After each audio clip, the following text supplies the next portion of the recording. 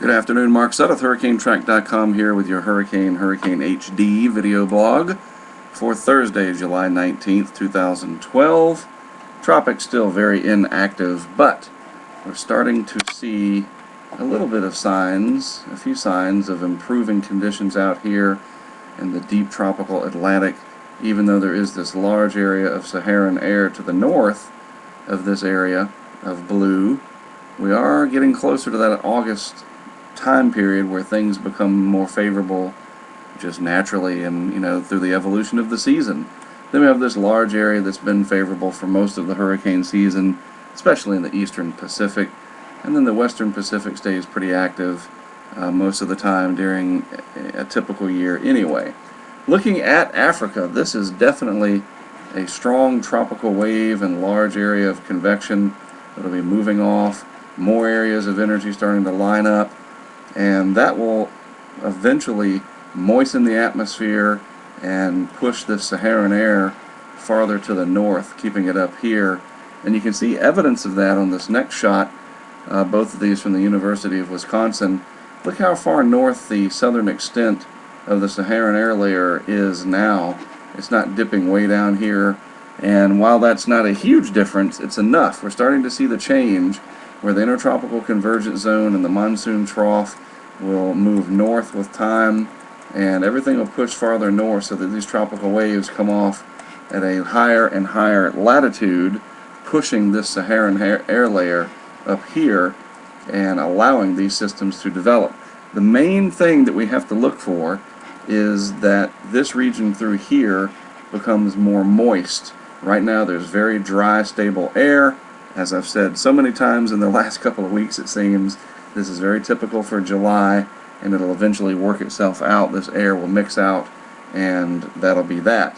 Looking at a visible satellite picture, here is the leading edge of another Saharan air surge with a tropical wave on the front of it.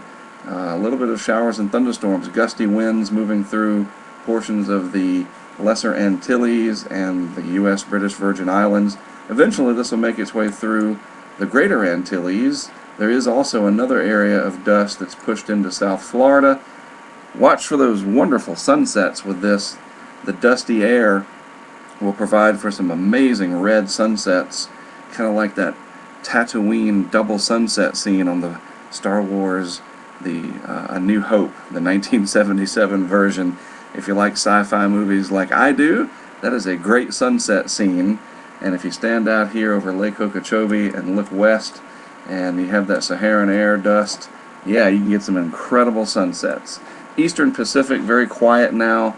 This is the leftovers of Fabio right here, not too far off the coast of Southern California, but it is just a low-level swirl, no convection associated with it at all, very, very little rain activity, and it won't pose a problem for anybody along the southwest coast of the U.S. or northern Mexico, including the Baja. So that's it. Pretty quick, to the point today. Not much to talk about. Again, very typical for this time period.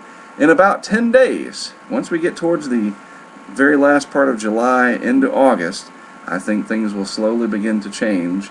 And it's very much like watching a pot of water to boil, waiting for it to boil. They say a watch pot never boils. And that we can see these things on a daily basis, monitor the conditions.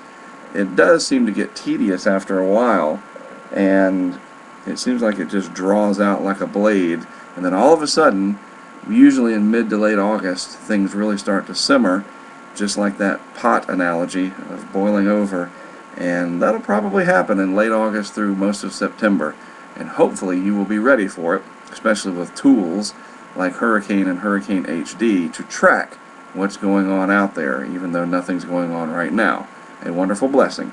Have yourselves a good rest of your Thursday. I will be back tomorrow with another video blog for Hurricane and Hurricane HD. Again, I'm Mark Sudduth. My website, HurricaneTrack.com. Thank you for watching, and I'll have another one for you tomorrow.